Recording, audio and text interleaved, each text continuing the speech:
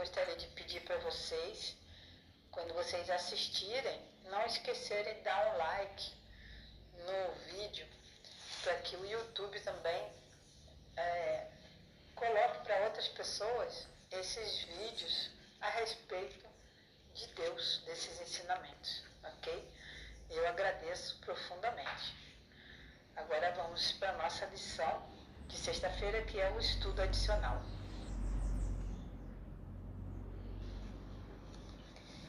Enfim, chegamos no fim da semana, não é? Na sexta-feira, hoje, 19 de julho, para o nosso estudo adicional. Nós sabemos que durante esta semana nós estudamos sobre o paralítico, né? Que Jesus curou. Nós aprendemos que Jesus era vítima do ódio da liderança dos judeus. Passou por momentos de afastamento também da própria família, porque a família de Jesus estava em dúvida, né? Queria tirá-lo desse meio onde Jesus estava pregando e curando. Enfim, nós aprendemos bastante coisas, inclusive que de repente a nossa própria família de sangue pode nos rejeitar por estarmos fazendo a vontade de Deus.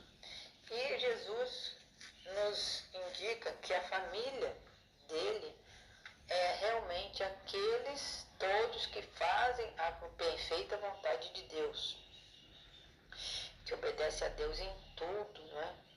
E também nós vimos sobre o pecado imperdoável, que é o pecado, a blasfêmia contra o Espírito Santo, que resumidamente é quando uma pessoa acusa outra, né? No caso, Jesus foi acusado de realizar obras que o Espírito Santo está ali fortalecendo e dando poder, mas as pessoas acusam que essas obras estão sendo feitas pelos demônios, pelo Satanás. Isso é o pecado imperdoável. Ninguém vai para o céu se blasfemar contra o Espírito Santo. Por quê? É a mesma coisa que rejeitar o perdão de Deus e rejeitar o poder de Deus para a gente se santificar a cada dia. Né? Então, nesse estudo adicional de hoje, sexta-feira, 19 de julho, eu vou ler para vocês algumas citações do livro O Desejado de Todas as Nações, da escritora Ellen White. Aqui está pedindo para a gente ler essa parte da página 209 até 216. Tá? Eu vou, então, interpretar para vocês.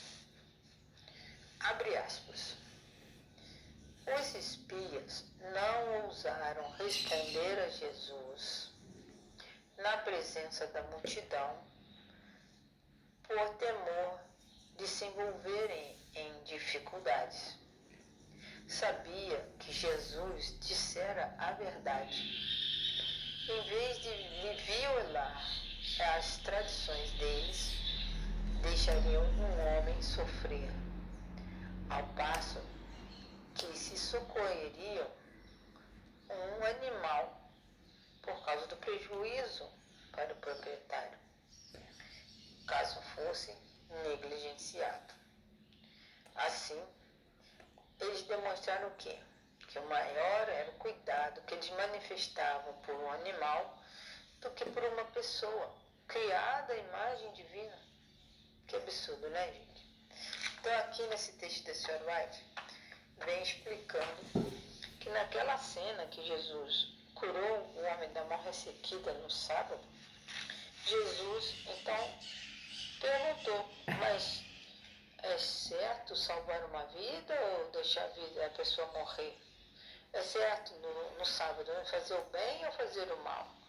Então, quem estava ali ao redor, na sinagoga, não quis se comprometer, não respondeu.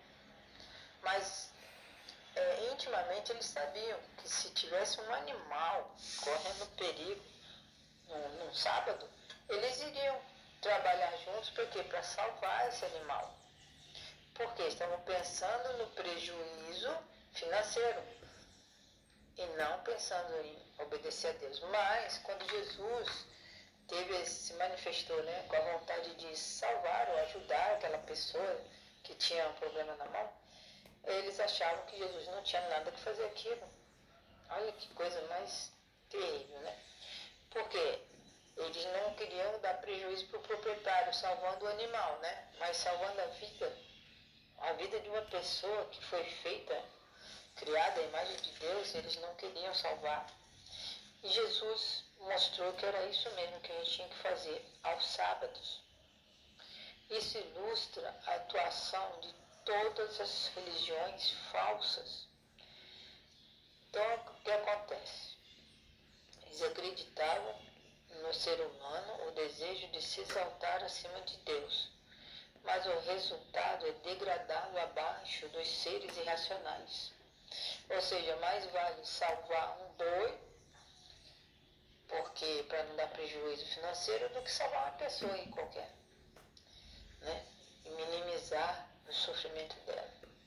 Então, toda religião que combate a soberania de Deus tira do ser humano a glória que lhe pertencia na criação e lhe é restituída em Cristo.